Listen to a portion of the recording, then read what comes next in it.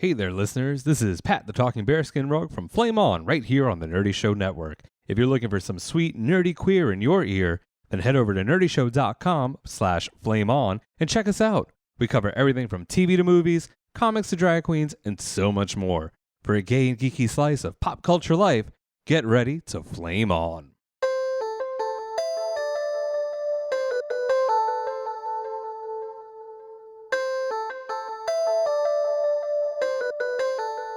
The Call of Cthulhu Mystery Program is presented by the Nerdy Show Network. Geeky programming for all nerds across the multiverse. It contains content that might not be suitable for all ages. Listener discretion is advised.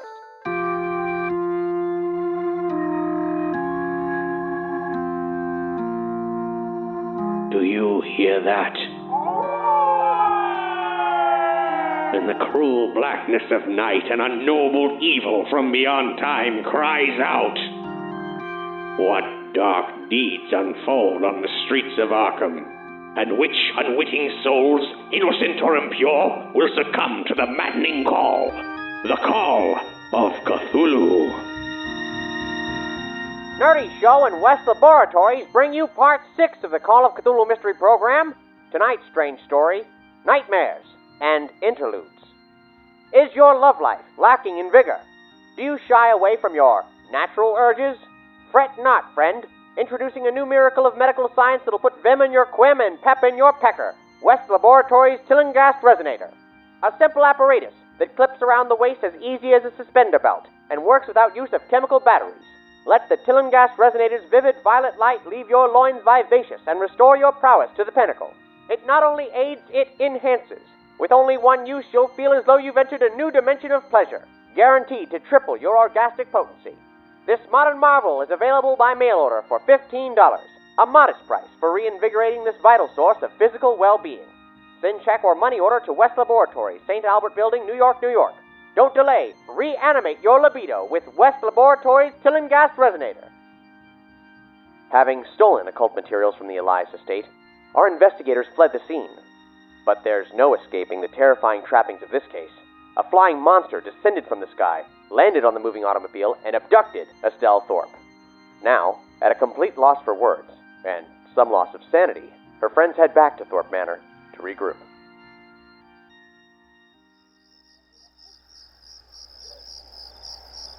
It's early evening by the time you make it back to Thorpe Manor. Anna brings the car to the front of the house, and as you pull in, bathed in the headlights, sitting on the steps of the house, is Estelle. I stop the car, and fast as I can, I am out the door and by her side, kissing her, holding her. Darling, beloved, you're safe. Oh, thank Bastet, my darling. Sweetness, darling, I'm fine. Where have all you been? Oh, just out for a drive. Where have we been? We saw you get carried away by some kind of winged monster. Now you're going to ask where we've been? No. Yeah. Estelle, what's the last thing you remember, darling? You handed me some papers, which I have. I gave you my whistle. We're going to need that whistle back. You don't remember the whistle, but yeah, you seem to have a silver whistle sitting next to you on the steps, and the Arkham Paranormal Research Society book. I reckon I'm just gonna grab those. I take her head in my hands and look into her eyes. Do you remember nothing, darling? Nothing at all? A winged beast, and it just took me out of the car?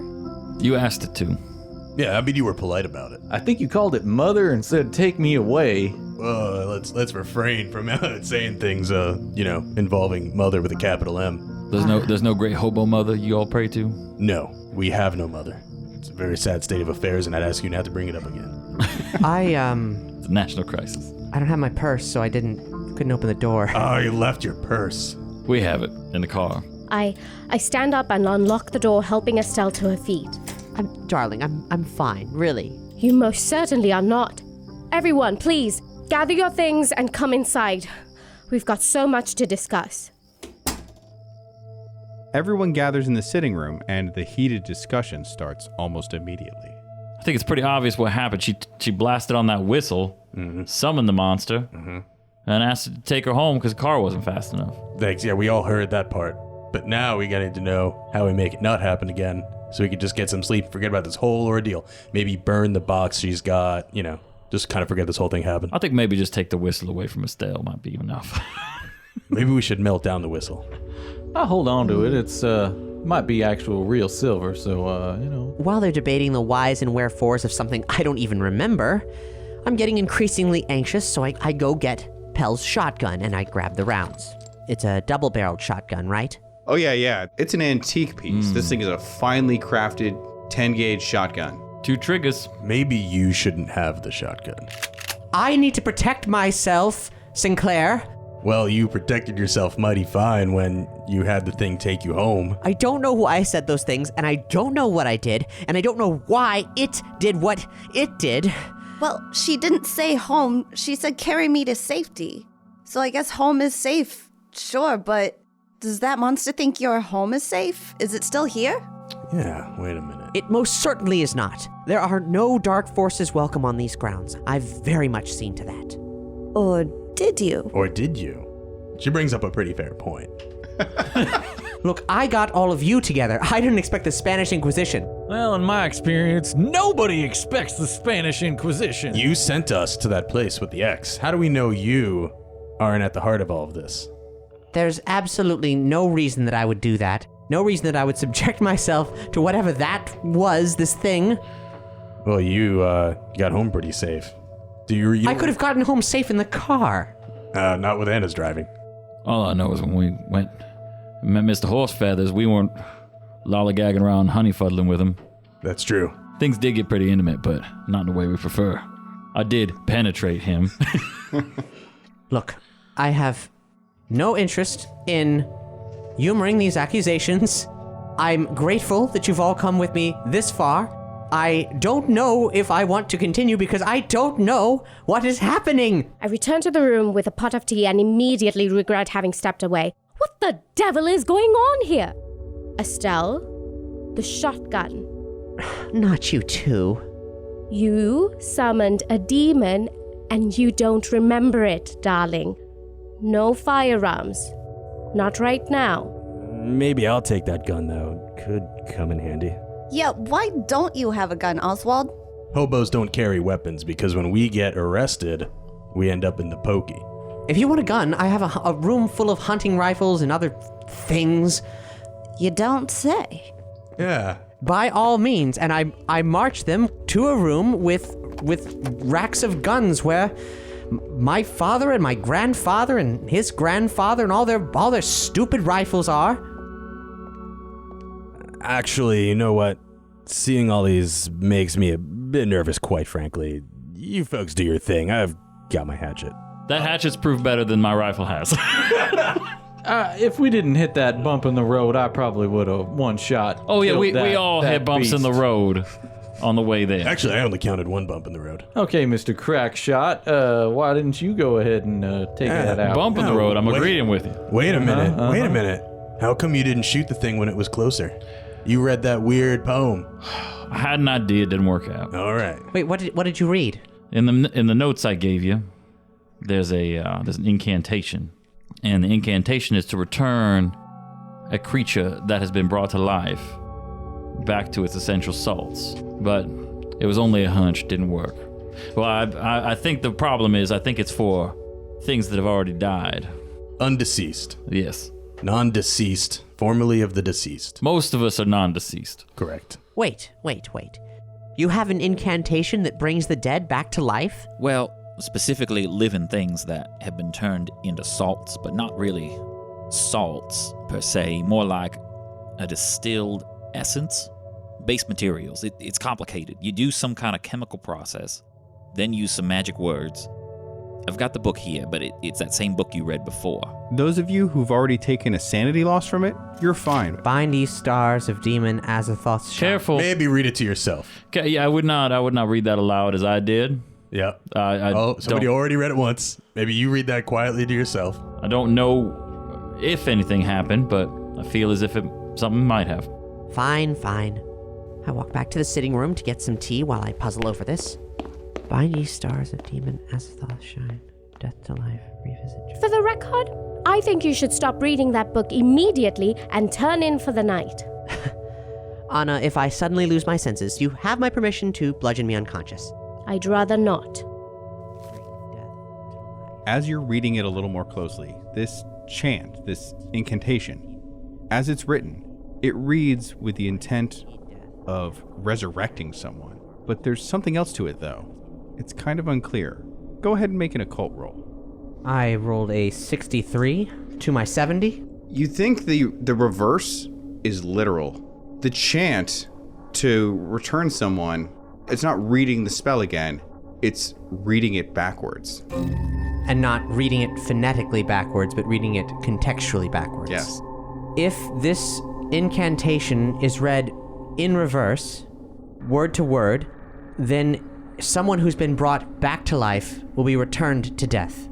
I don't know that we've really properly met whomever this could be, but the strange man who warned me with the organ in a bag, McLeonard's brain, can I roll on that rumination to make a guess? Intelligence idea. I was just doing the very same. Yeah. Very I same mean, if thing. you guys want to make an idea roll, sure, go I'll for do it. the same.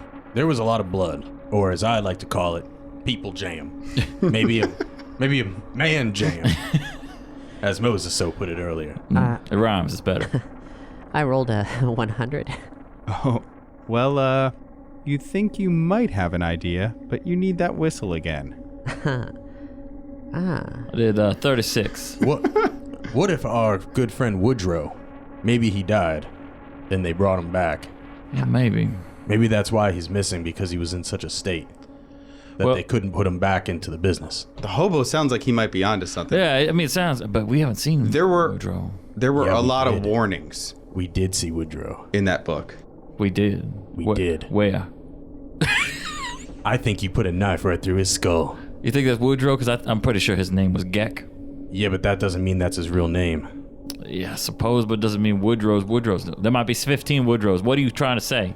I'm trying to say, we done killed a man who was a horse. Wait, he was part horse, He was part also man. a chicken. Wait. With all the blood. Did they keep chickens at The estate? No. No. Did they keep any herrings? No. Mostly no. pickled. Distinctly not. Okay. There was the chemicals, and it talked about the horseman and the mutilation and the people that were missing. And I think that somebody was trying to bring back somebody that was dead and is using all these people as an experiment. But if you ran to put somebody down to their essential salts, we're talking pure science here, no fiction here. The essential salts, why would they come back as a horse? They talking about the salt of the earth? I think we're playing a game of words. That's the mighty hobo network of America, my friend. That is the salt of the earth. Before we get too far down the discussion of hobo metaphysics. The Hobala? Yeah, exactly. Yeah. Oh my god. The hobo vagita. Yeah. The salt of a man is The hopes and dreams. Zohobar. Go on. We don't know where Woodrow is. We got all these documents. Okay. I go through all the receipts we collected really quick, and I slap down one of the ones for the science equipment with the address in Bolton. Oh, that's right. That ain't the same address as the estate. Yeah, and it was in the butler's room with all that kidnapping and whatnot and the ropes and knockout gas. We need to go crack some skulls. Estelle, you have had a rough and terrible day. No kidding. To put it mildly, everyone has gone to bed and you're in your study. Alone? Alone. But you're not really alone, are you? On the wall, there's a portrait of your parents, looking down proudly in their waspy fashion. My father with his damnable balloons and my mother in her rose garden. Yes.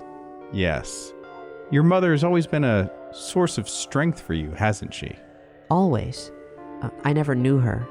She died birthing me, but especially in this house, she's never far. Meeting your mother's oil-painted gaze, you feel lighter after everything you've gone through. And she slowly steps out of the painting, into the room, cloaked in a patina of frost. She reaches out and touches your cheek, your chin, and she opens her leathery wings, stretching them out to their full breadth. Icy shards slough off of them and fall onto the floor. Oh, Mother. Daughter. Her talons catch on the fabric of your gown, tearing as she takes you in her swollen, muscled arms, nestling you close in this damp and cold embrace. Are you willing to give up everything for the sake of truth? Yes. Yes. Yes. She raises a claw and gestures to your father, who's wearing a rather curious-looking leather mask, yellow and bedecked with a riot of colors along the fringes. She takes your face in her claws, looking you deep in the eyes with her ice-blue pinprick irises, and says, He'll know you by your face. Where your father was are now strips of tattered yellow cloth, billowing and writhing like ink in water, slowly undulating towards you. The air gives way to the crushing depths. You're drowning. You're drowning in a sea of yellow. Estelle, it's all right. It's all right. I hold her. I make sure she's breathing. I'm all right. It's morning. Morning? Seems to be. Should I make a sanity roll, or... It was just a weird dream. Oh, okay. I'm sure it doesn't mean anything. And I remember all of this? Pretty much. Some of the details are fading, but you remember most of it. The golden light of dawn is creeping into your bedroom, and elsewhere in the house, your friends are beginning to stir too. Well, Kenneth goes downstairs and starts roasting up a chicken. Though what I'm gonna need is some fine hickory wood, and I don't rightly know where I'm gonna find some. Roll your spot hidden. Spot hidden. Why would they hide the hickory? It's a big house with no staff, and Estelle and Anna are probably not too attentive to some of the smaller details. 7. Yeah, out of 40. You make your way around back, and you find a majestic pile of hickory wood. As you pick up one of the logs, a shiny glint catches your eye. Oh, it's a coin.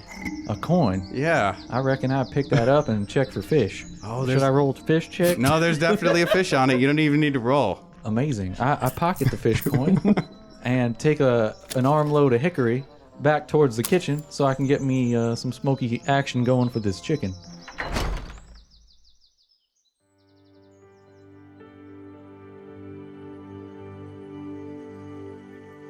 Estelle and I are sitting on the bedside. I want to beg you to stop. But you won't. I won't. I don't want to see you consumed by nightmares, taken by demons. Goddess, preserve me. I don't want to walk one step further down this path. But we must. We must. More than ever.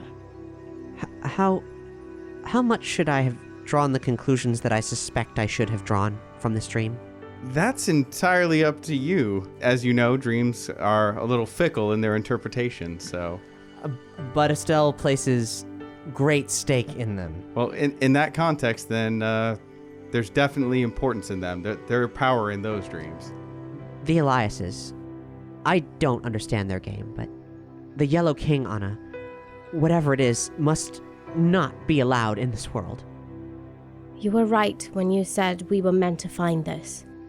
These horrors are ours to bear, but we'll face them together. Love is our strength, right? Love is our blade, darling. No matter what happens, beloved, sharing this space and time with you, it's bliss. The most sublime and infinite bliss. Our hearts can cross any gulf of space and time. Oh, but to share your breath and your touch. To the temple, my love. With haste.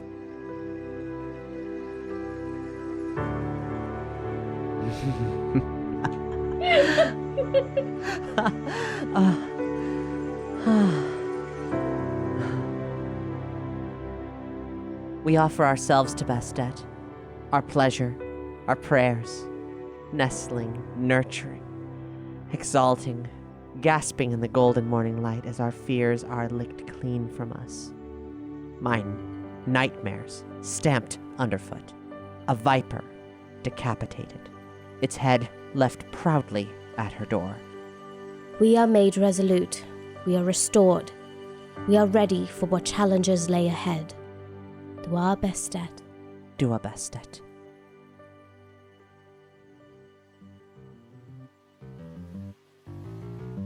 So, is anyone else up to anything besides praying to Bastet or collecting hickory wood? Oswald Sinclair wakes up on Moses's floor. You know, the smell has roused him and his stomach, so he'll try to jostle his good friend awake and tell Moses that they should Moses on down to Kenneth Roger's barbecue. I'm gonna just be upstairs cleaning my gun. Who are you, my dad? Well, as has become the custom, everyone eventually congregates around the breakfast table to strategize for what comes next. I made up a bunch of roasted chicken here, and I got some grits, and I made a couple other breakfast items laying around the kitchen. If you want to go ahead and help yourself. Absolutely exquisite. You got to know when to roast them and know when to boast about them, is what I always say. We got no idea what kind of place this is we're headed to, save that it's out in the countryside. We should load up, be prepared for anything. In the Pell lot, there was some weird, unexplained dust. Yes, it's a bag containing some musty-smelling dust. All right. I take some of Pell's belongings just in case they become relevant. The fancy old shotgun and the bag of weird, unexplained, musty dust. I'll put them all in a duffel bag for easy carrying. I think we need some essentials too. Like what? Like a crowbar, a fire axe, a couple of Estelle's granddad's old rifles, plenty of ammo. Sound logic in my book. Okay, so you guys grab up some firearms and... Oh, yes. What's everybody carrying? I have my lever action rifle. Oswald's going to take the crowbar. I got all kinds of guns. Of course, a blackjack, because I need one of them. Because you're a gambler. I got a switchblade, and I got some lockpicks, a whistle, and 4 fish coins. And I just have my automatic. I have a Lee Enfield rifle. That's a big gun, ma'am. And I know how to use it, Moses. As you well know. I also have a Bowie knife tucked in my boot. Gotcha.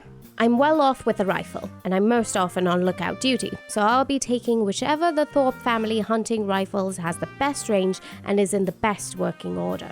For simplicity, if you want, Oswald has the shotgun that he'll carry at the ready to hand off to somebody who can use it. And if not, any idiot can use a shotgun, so. Wait, are you a hobo with a shotgun? I don't see what's so funny about being a hobo with a shotgun. Okay, the address on the outskirts of Bolton isn't far from where you were yesterday. Just an hour's drive from Arkham, maybe less. It's on the other side of the Miskatonic River, near the train tracks that bridge the two towns. I'm sure I can manage that just fine. If everyone's ready, we'll hit the road.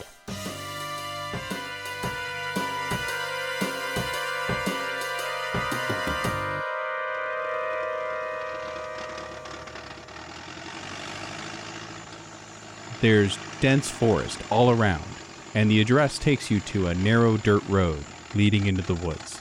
We don't see any buildings? No, it's a rural address, and it seems likely that this road goes on for a little ways. I don't see any reason for us not to just drive up. Yeah, I don't know your level of paranoia. Well, so. I am concerned that if they're sending a package there, there's somebody there to receive it. I.e., somebody could be waiting for us. I turn down the dirt road and drive slowly. I'll find a safe place to tuck the car where it won't be readily seen, and we can approach on foot. The trees are pretty dense on either side of this road, but there's a bend you can pull off at. No line of sight from the front of the drive, and nothing can see you in the distance. Sounds good. Let's park and ready ourselves for a well-armed but discreet hike. I guess we'll leave the fire axe in the trunk. Oswald has the crowbar and the shotgun? You got it, sister. I'll take a position where I've got a good vantage point to see anyone approaching from the drive, while still being close to the car. If I hear even one shot, I'll be speeding in your direction. Same. Stay safe, darling. That goes double for you. Don't read from any damn cursed books. I can't promise that. But I can promise that if you start spouting demonic nonsense, I will knock you out cold. I wouldn't have it any other way, Kenneth. I squeeze Anna's hand, and we head out. So, who's gonna lead this little expedition? I think that most assuredly Moses should be out in front. The only reason we're walking is to get some kind of an advantage if someone is there. We're going to do it Scooby-Doo gang style. Gun at the ready. So you don't reservoir dogs this, like slow motion walk down the dirt road. Okay, so Moses, you're taking point. All right, I ready my rifle. Okay, roll your sneak. 31 against 40. Okay. That counts for all of us because we're behind him. You were just saying that and hoping that was true. It's in the new rules. Moses, you've got a little bit of a lead on everyone else as you sneak through the woods alongside the road. Eventually, there's a little bit of a clearing. The forest falls away and you see a cabin nearby. You can also hear the Miskatonic River not far off. It's about 100 yards away by the sound. The area is not well manicured. This has been kept as a city person's idea of a wilderness cabin, more or less. A place for rich people to rough it.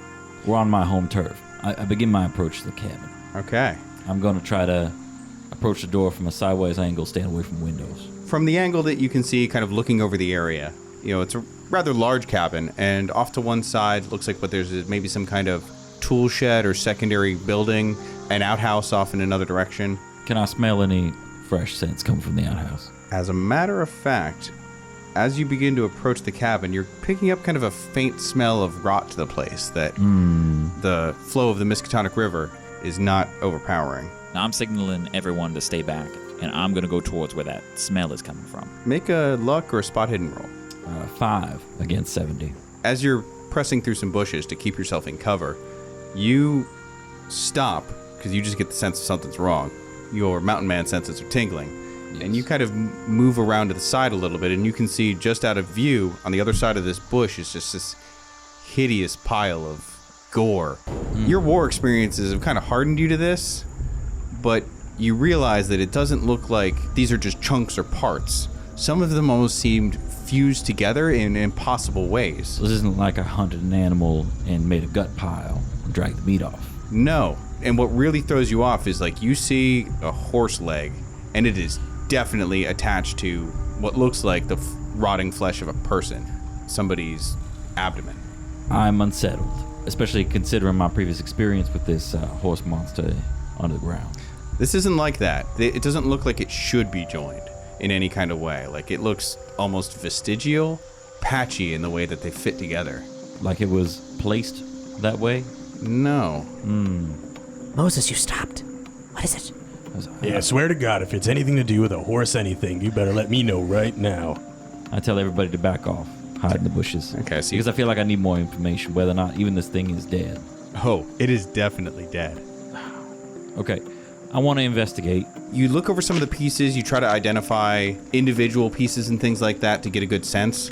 You think that maybe there's parts of 3 bodies here of people, possibly 2 separate horses. Does it appear that these were killed, left in a pile, and I just mistook them as joined, or they have been fused together by something other than heat? They're not all necessarily joined, but some of them are, and it's hard to tell because it's rotting. Does bone of one meet bone of another? As you begin to play around in the hideous gore with your knife, you do find that the bones fit, not in any normal, proper way. They look fused, but not in a way that looks natural. It's hard to explain because it's really outside of your mountain man experience. Yes. The only thing that lets you even handle this without freaking out is the fact that you have seen people blasted all over the place. I blasted a few myself. Yeah. So it's not shaking you, but it's definitely outside of your experience, and it's hard for you to kind of parse what this is. Am I confident that I'm alone in my immediate surroundings? Yeah, I mean, your team is back a ways a little bit, maybe 20, 30 feet back. Right, but... and I don't sense anything. Can I roll to sense? Yeah, make a listen. Listen. 27 against 40. You hear some noise from inside the cabin. I mosey back on over to my team. Okay. I said, all right, something inside. It's moving. Nothing out here is. What do you mean by nothing out here is moving? You know what? We'll deal with that later. I swear, if it is a horse thing, I'm going to be so mad at you. If you saw something up there, I feel like you should probably share it. Well, I will come down with you with the heat of 1,000 hobos. We have plenty of time for sharing after we get done with this cabin. Well, I do always say there's a time for sharing and there's a time for caring. And it doesn't seem like it's either one of them. I don't know who Karen is, but if she's a lovely woman, I'd make time for her all the time. Is there a back door to the cabin? You can't see it from here, but it does seem pretty likely based on the style of the place. We do have significantly more backdoor entry experience. I do, at least. I'm unconcerned with stealth at this point. I want to make that clear. I think if we're going in there, we got to go in. I say we knock on the front door pleasantly. Sinclair, you're more than welcome to be the one to do that, and we'll all be standing by. Oswald Sinclair gives a regal bow, tips his hat, very courageously steps right up to the front door. Everybody else hanging back in the bushes? If there is a stoop, I would like to be under it, waiting. I'm going to hand the shotgun to somebody because let's say inside somebody answers the door, a shotgun is something that's immediately going to become a red flag. I'll just keep the shotgun in the duffel bag. And the crowbar? I'm going to put that down the back of my pants. Probably where the feces is right now. You mentioned wanting to be on the stoop, Moses. In this case, there's a wooden front porch. Really, I just want to be wherever I can be out of sight, but get a full shot at the front door, over his shoulder if necessary. Go ahead and make a stealth, just to see kind of how well you sneak up and hide in place. Whatever it is, I failed. Okay, good times. You kind of try to find yourself a position, but there's not really a lot of room beneath the stoop. But even so, you're up close, watching over your good friend, the Hobo King. The rest of us are very carefully, very discreetly, moving around the side of the cabin. Oswald, you make your way up to the door and give it very confidently, may I add. Okay. Sounds ominous. So, yeah, you give it a good knock, and from inside the cabin, you hear a voice. Hello out there. I'm sorry, I'm afraid I'm quite busy right now. Who's there, please? Can I roll for a charm? Sure enough. 23. Okay. Just a stranger looking to share some of my good fortune and good company, my friend. Are you a drifter, sir? And how? And how? Oh, well, delightful. I'll have you know I happen to be in need of some labor. I think we could strike quite an accord. Please just open the door, come right in. Oswald looks behind him and gives a very obvious wink to the rest of the party. He turns the knob and opens the door.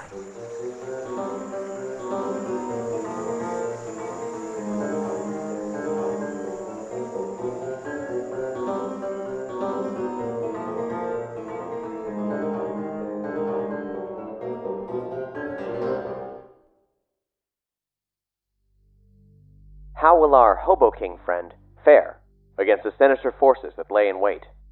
We'll find out in 2 weeks. Hopefully, things will turn out better for him than the last time one of our eccentric characters entered a mysterious cabin in the woods. Oswald Sinclair's future might be uncertain, but in better news, ours isn't. Yes, Series 3 of the Call of Cthulhu Mystery Program has been recorded. The new adventure features voices you know well, including the return of Keeper Luke Stram and mainstay Cap Blackard, along with Brandon Gerson, who played Father Grandfather in Series 1, and Colin Peterson, who listeners of this program will know as the maestro behind the incredible sound design of each episode, and the roguish performer behind Barty Gleeman in our Sword and Sorcery series, Dungeons and Doritos. The series also features fabulous newcomers, artist Manda Bruno and musician Chris LeBrain of Chris LeBrain's Campaign and the Universal Funk Orchestra. Together, they endure an adventure very different from our prior two series, but nonetheless terrifying. Now begins the hard part, post-production. Stay tuned to Nerdy Show on Twitter and the Call of Cthulhu Mystery Program on Facebook for updates on this forthcoming descent into madness. Speaking of our social feeds, over the holidays we gathered by the fire to rekindle the tradition of terrifying tales at Yuletide. On our Facebook feed and Nerdy Show's YouTube feed, you'll find archived video of our live stream in which Cap Blackard reads H.P. Lovecraft's The Festival. The season may be behind us, but it's never too late to feel a chill in your bones. Now, whether you're indulging in the very program you're presently listening to, surprise video presentations, or the horror to come in Series 3, this humble show is entirely listener-supported.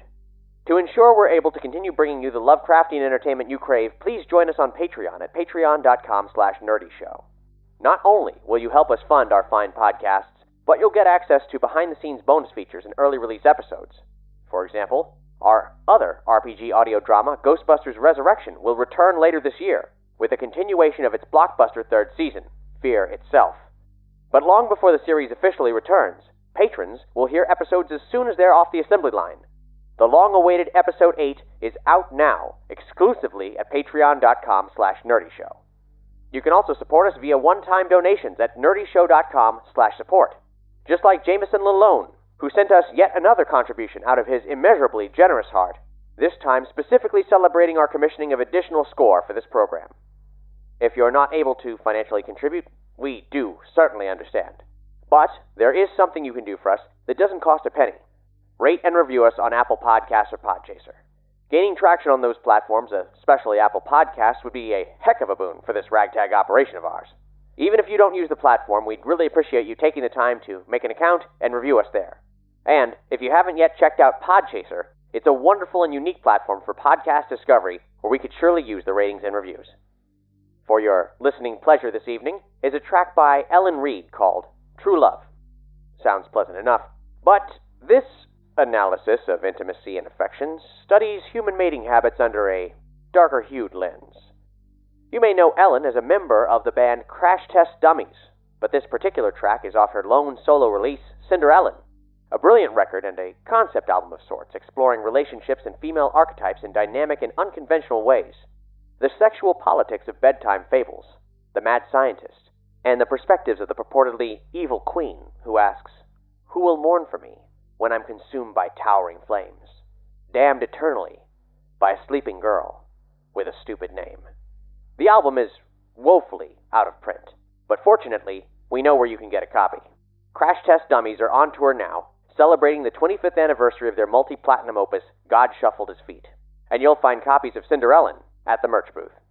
Come out to hear God Shuffled His Feet performed live in its entirety, plus other classics from the band, and come home with an impeccable collection of songs by Ellen Reed. What's more, I can say with some certainty that should you find yourself at the band's Orlando, Florida performance, you'll assuredly see cast members from this very program in attendance. This is True Love by Ellen Reed.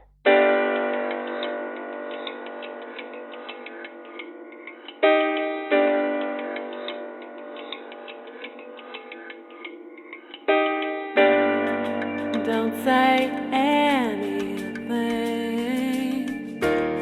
Don't open your mouth. I'll make you regret all you said.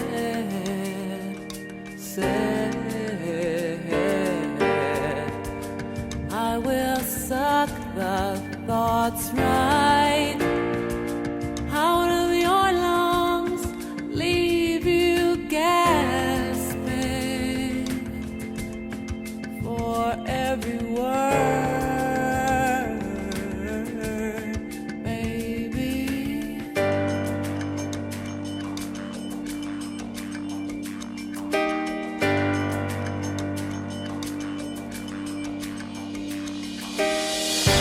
Now am I holding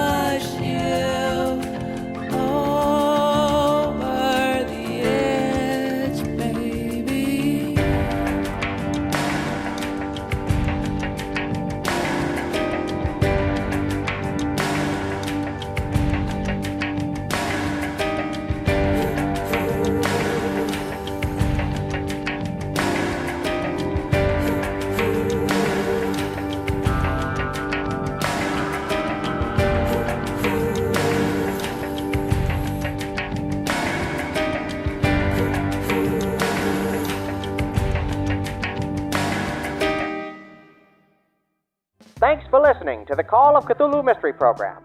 If you liked what you heard, please rate and review us on Apple Podcasts or Podchaser. And be sure to subscribe to our series via your favorite podcast player to get all the latest episodes. Episode 6, Nightmares and Interludes, was written and performed by Luke Stram, Cap Blackard, Nicky Holland, John Sebastian Valle, Gore, and Joshua LaForge, with additional vocal performances by Melody Perera and James Barbarossa. The series is edited and produced by Colin Peterson and Cap Blackard, and the original score is composed and performed by Ryan McQuinn and Mike McQuinn of Neon Dolphin, home for all your custom music needs and more. NeonDolphinMusic.com. For full episode credits and links to where you can purchase this series' original score, as well as character sheets and other supplemental material, visit CthulhuMystery.com. The Call of Cthulhu Mystery Program is proudly played using Chaosium's Call of Cthulhu 7th Edition, available at fine role-playing retailers everywhere. This program and all programs on the Nerdy Show Network are made possible by the support of listeners like you. With special thanks to our Patreon producers, Isabiz, Allison Parent, David Van Pelt, Evan Baumel, Hoodoo Voodoo, Jamieson Lalone, Dr. Talos, Joshua Westfall, R. Scott Diedrich, Sean T. Red, and Zombie Pops. Join us at patreon.com/nerdyshow or head to nerdyshow.com/support for additional ways to contribute. All characters appearing are fictitious, and any resemblances to persons living or dead is purely coincidental. This has been the Call of Cthulhu Mystery Program. Good night.